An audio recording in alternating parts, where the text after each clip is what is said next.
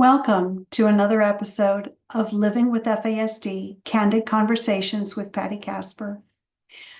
This podcast is for those who are living with the effects of prenatal exposure to alcohol, their loved ones, and anyone else wanting to learn more about fetal alcohol spectrum disorders. Each week, you'll hear from someone whose expertise is either professional or living experience with FASD. I'm your host, Patti Kasper, bringing you both. Now let's get started with another candid conversation. All right, welcome back to the mic with Living with FASD, Miss Emily Hargrove. It's so good to have you back again. I'm always so happy to have you here. Hello, I'm glad to be here with you and all the listeners, myself. Yeah. So the last time I had you on the show, you were expecting your second child, who's now here. Congratulations to you, Mama. Thank you. Well, I mean, if anybody watches this, oh, you can't see because I have it blurred. Well, anyway, I was gonna show you, like every proud parent does, show a picture of my little one, my newest little one. Absolutely. Well, I am thrilled for you and for your family, and especially the pictures of the two boys, because your older son just looks so excited to be a big brother. Oh, he's obsessed. Absolutely obsessed. I say 1,400 times a day, get off your brother, give him some space. I know you love him. That's adorable.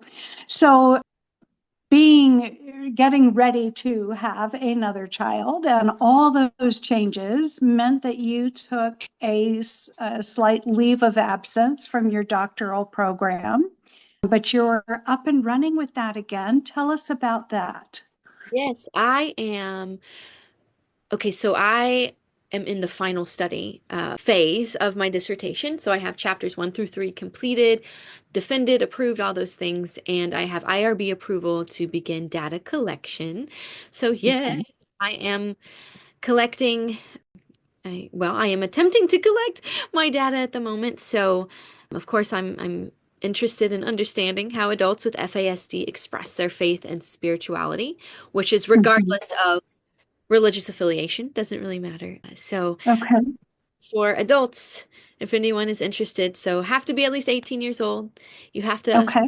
speak English and have a diagnosis along the fetal alcohol spectrum. And Okay. I All can right. So I'm dive I'm into glad you went ahead and told us what your dissertation is on. this. So tell me why you're looking at that, and how do you expect that knowledge to just really open some doors or give us a better understanding of living with FASD? So obviously, FASD has been studied for a little while now, since about Mhm. 1970s-ish, whenever fetal alcohol syndrome was coined.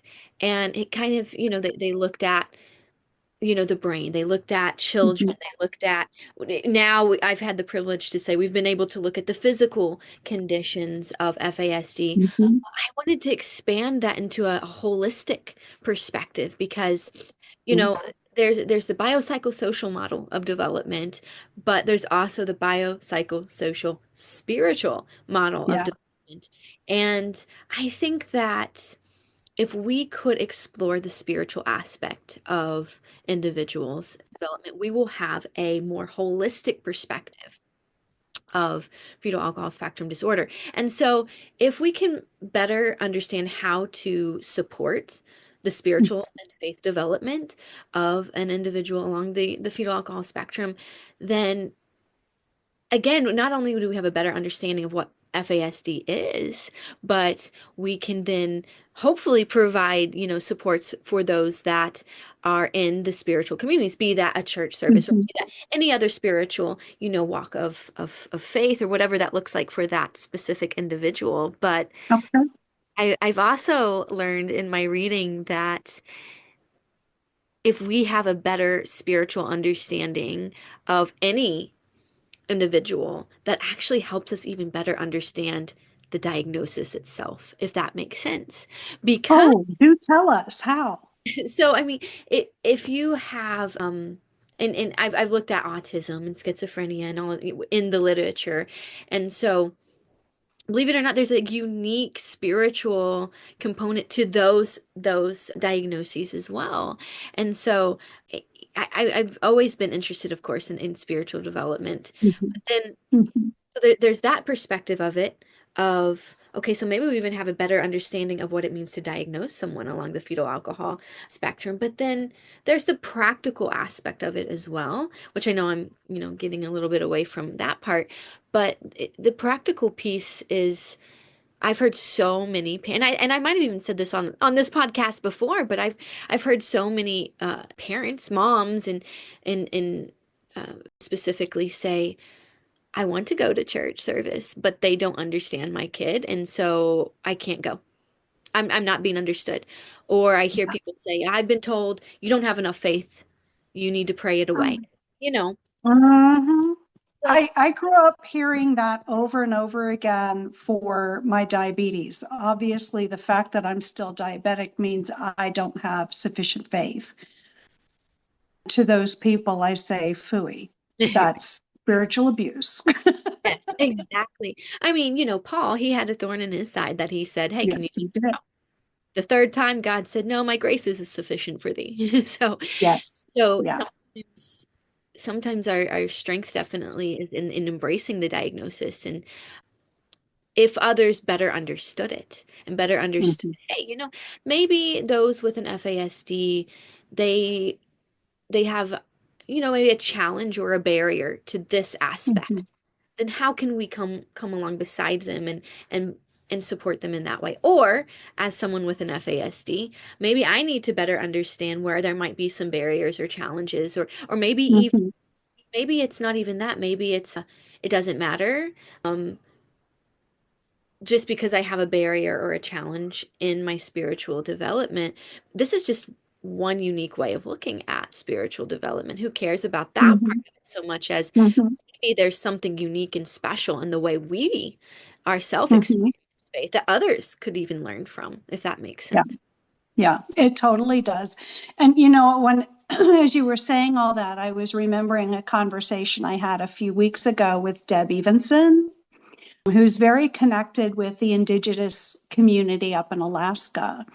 And she was saying that in the indigenous faith community, there is a belief that there are those souls who come here as a way of teaching the rest of humanity, and that those with FASD might be such creatures, I love that. right?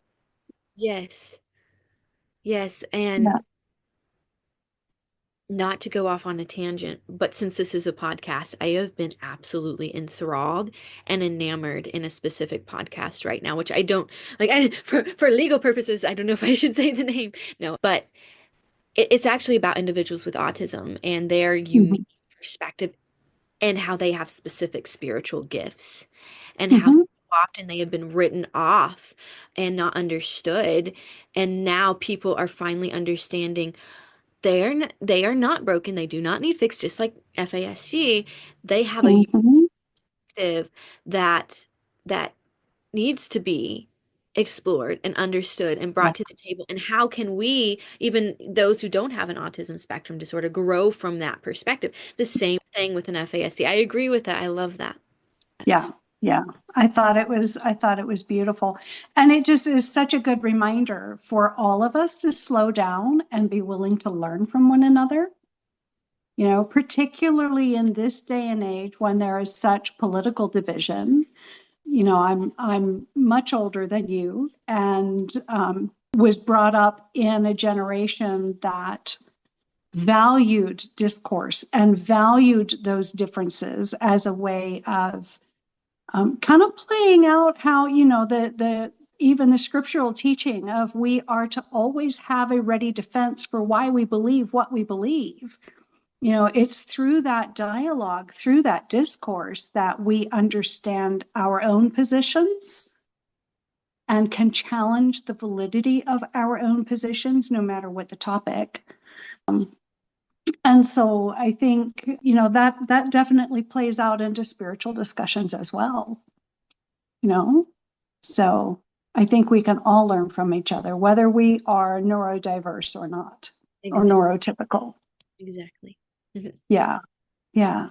So you are gathering data for your final phase. How You mentioned before we started recording that you are open to volunteers I am. to become subjects in your research. How would someone connect with you? Yes, so if they're online, if they're in the Facebook realm, I have posted it in, oh my goodness, my mind just went bleh. Um, Flying with Broken Wings. Okay, there we go. In that support group. But I've only posted once there, and I don't want to, bombard people with that. So they can find Yeah. it. I can post it again if they want a little more info there, but they can contact me via my cell number or, the Facebook or an email address, which I can, Okay. if you need it for the And show notes or something, whichever's easier for you. Or okay, and you can send me the information and I can make sure that it's in the show notes so that people can go to the typed information with each episode and find that contact information there. What will someone's time commitment with you be for that if they want to volunteer?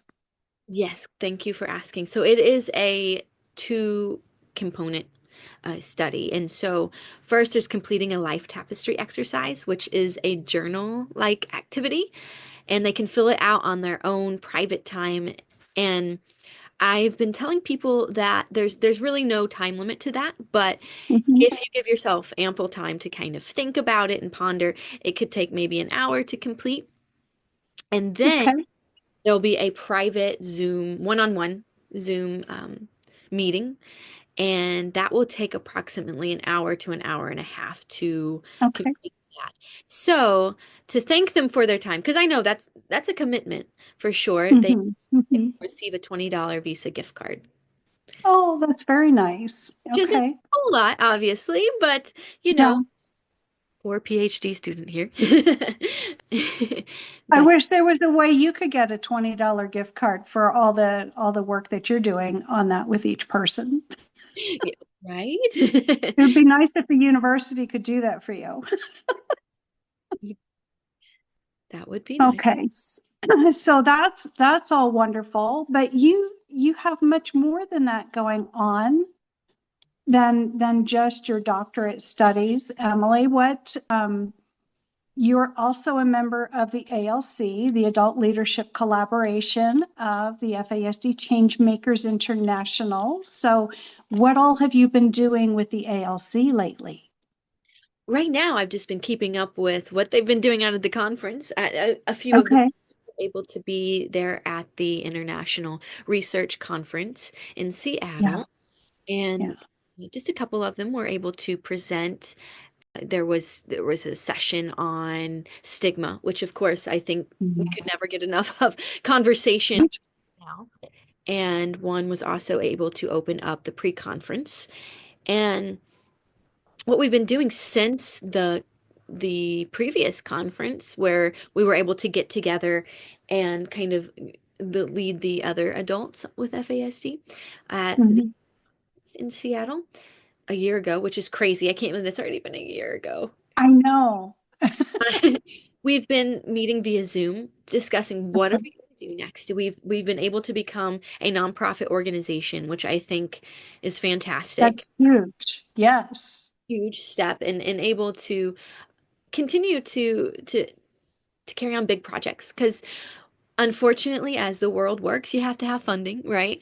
Yeah. So in order to set up ability to get funding so we can continue big projects and research projects, and we've been Hmm. talking about what is our third lay of the land going to be. So our first one of course was health, our second one was Yeah. the quality of life. What is that third one going to look like? And I'm really excited to start that. We've been discussing other projects about there's just a whole lot of voices out there on fetal alcohol Mhm. spectrum disorder, but unfortunately, oftentimes adults with an FASD aren't heard as much. And so, what are we Mhm. going to do to basically put a megaphone to that voice? And we've Yeah, been doing it, of course, for years. But what's our next way of doing that in this? yeah, yeah, Because I feel like every generation, how you do that would possibly look a little bit different. So yeah, that's what we've been yeah, working lately. yeah. And I'm doing what I can for that leg of it, right? Yeah, there are several podcasts for FASD, but this one, it primarily is for the adults living with it.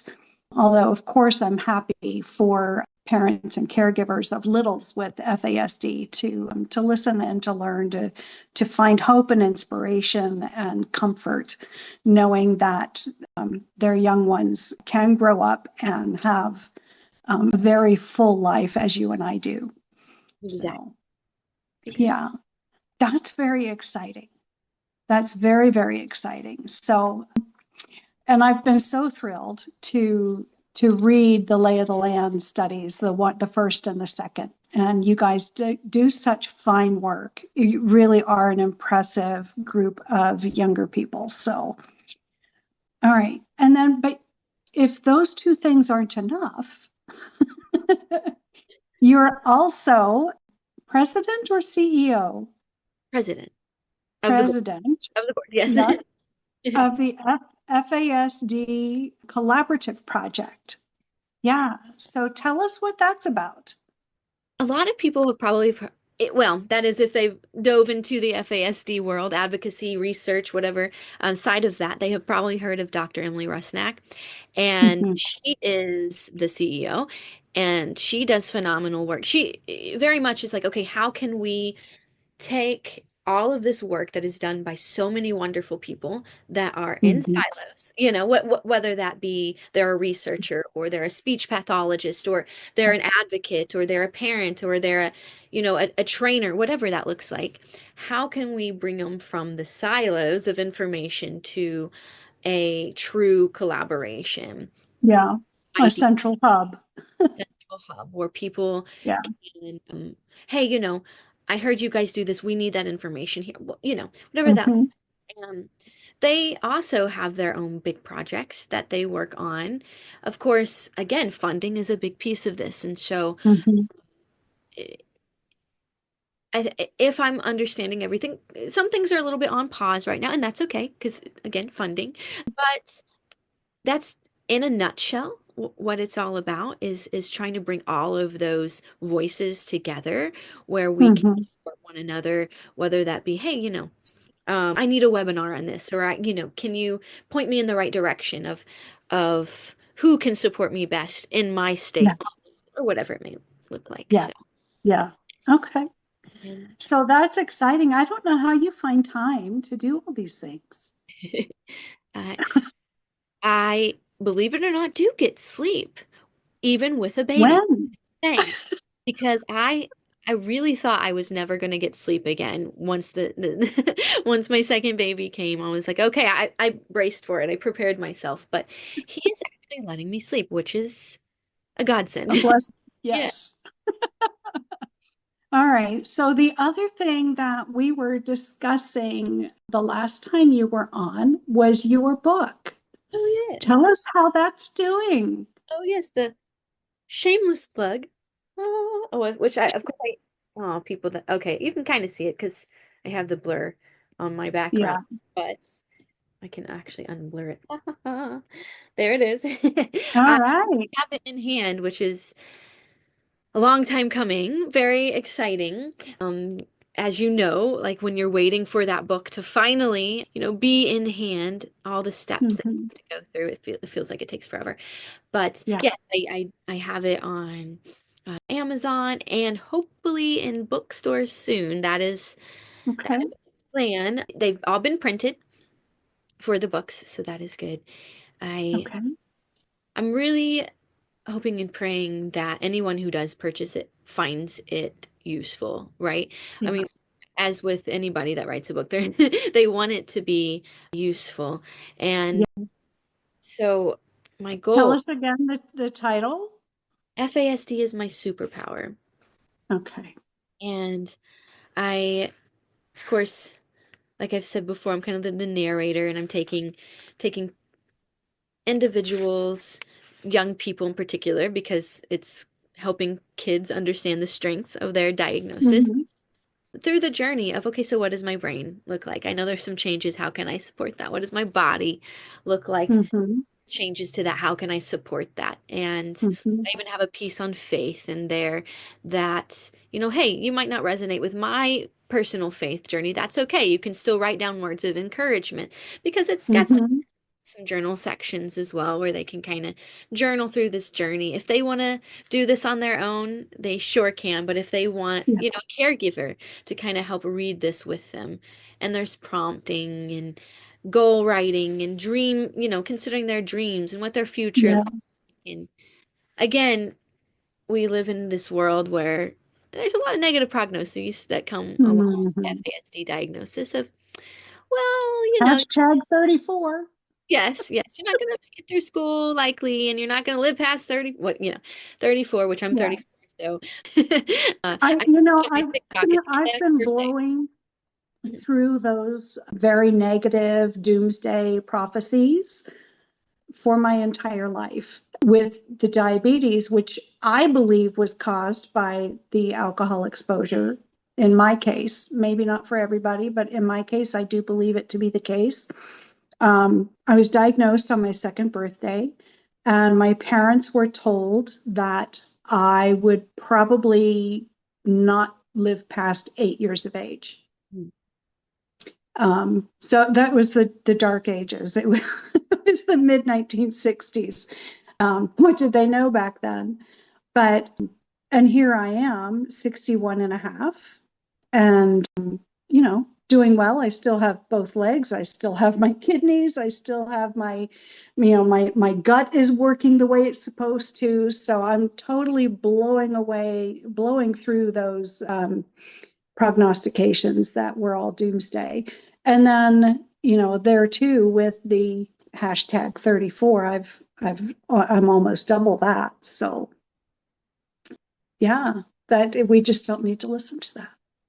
We need to take hold of the context of that research, that it was a specific group of people that had never had supports and who were really struggling and flailing their way through life. And so their prognosis would be a lot worse than those of us who had models of hope and resilience to show us the way, right? And other supports. So, yeah. What age group is your book targeting? So it's for children. I read a Mhm. review of my book that said it's perfect for grade school through high school, and I would say I would agree with that. Okay. Um, that's probably on target there. But again, if they're younger, their caregiver can can take them through it. And there's an audio Mhm. for it as well if they'd rather listen to it to help take it in. I love Yeah. audiobooks. I I find myself easily distracted when I try to read. My brain doesn't stay on the page very well, but if Mhm. someone else Mhm. reads it to me, I take it in so much more. Yeah. And Yeah. I have that option just in case they would rather do it that way. Now, granted, the audiobook doesn't come with pages to write down, obviously, but they can choose to get their own journal if they want to. Mhm. Yeah, Yeah. And it's definitely so go it's ahead. definitely showing them that they don't have to be ashamed of Yeah. their diagnosis. They don't have to be ashamed of their story. It Yeah. might take a little while to truly process it all, and that's okay. That's okay too. Mhm. This book can be a part of that journey to Mhm. process it Mhm. all. And I'm hoping that it is for them. Yeah. So just so everyone in the audience knows, you tell your story and your journey and how you processed everything with your own diagnosis. You shared all that with me in the writing of my book. So we'll just exchange shameless plugs, right? Your book and my book, we'll promote them both. but this is, Do it. I got it on hard copy this time. Nice. So, um, Even fancier. I love it. yeah, so it's a hardback, paperback, and audio or Kindle for now. And my next project this spring will be putting it on Audible. So I'm excited to start recording that. But the second edition has 3 additional interviews for some well-known people in our space and our FASD world.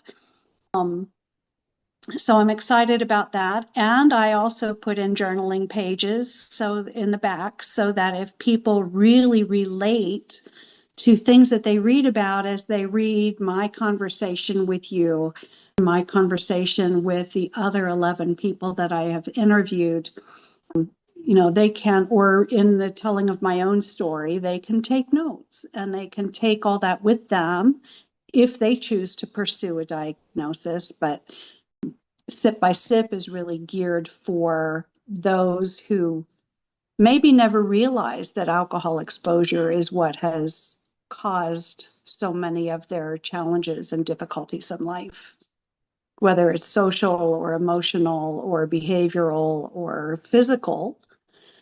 So I'm pretty excited to see where that goes. There's the section on what is FASD all about is much expanded from the first edition. And I have a call to researchers in this one too. So, which I think is exciting. Yeah. Hopefully researchers will pick it up and run with it. Sometimes I forget that I'm also in that category. That's so funny. In my head, I'm thinking, yeah, researchers, you go do that. And I'm like, oh wait, no, I can do it. That's funny.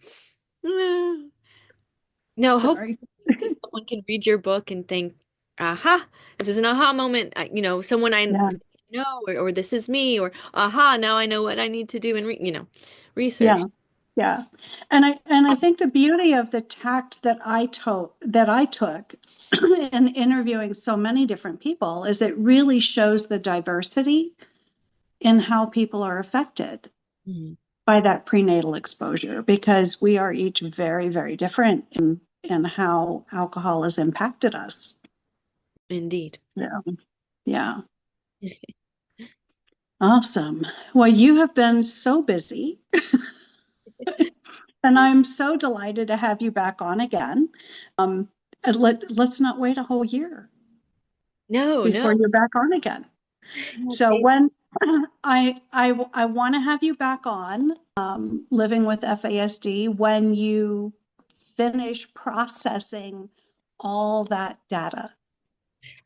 Again, shameless plug. Please reach out to me, people.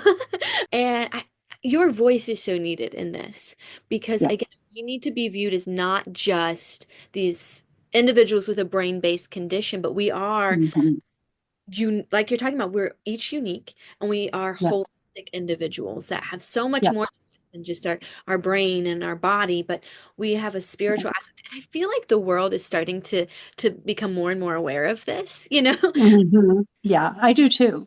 in general terms, think people considering their spirituality, but then in research and science as well, people Mhm. understanding just how real this Yeah. aspect is. It's not just some philosophical concept, but how much it can interplay with all areas of life. So Mhm. Mhm. I would love to have your voice in this Yeah. research. Reach out to me and with my number, my email, anything. You can Yeah. text. That's fine. Yeah, and it will all be in the show notes once again. So please, everybody, reach out to Emily Hargrove if you want to participate in her doctoral program, this vital research. So, Emily, thank you so much for your time. Thank you so much for having me. Yeah. All right. And you can. Thank you for joining me for this episode of Living with FASD Candid Conversations with Patti Kasper. Feel free to send comments, questions, and topics you'd like to learn more about, hear more about, to me at livingwithfasdpodcast@gmail.com. Please remember to like, follow, and share this podcast on whatever platform you use so that more people can find the podcast. Have a blessed week, everyone, and tune in next Monday for another candid conversation on living with FASD.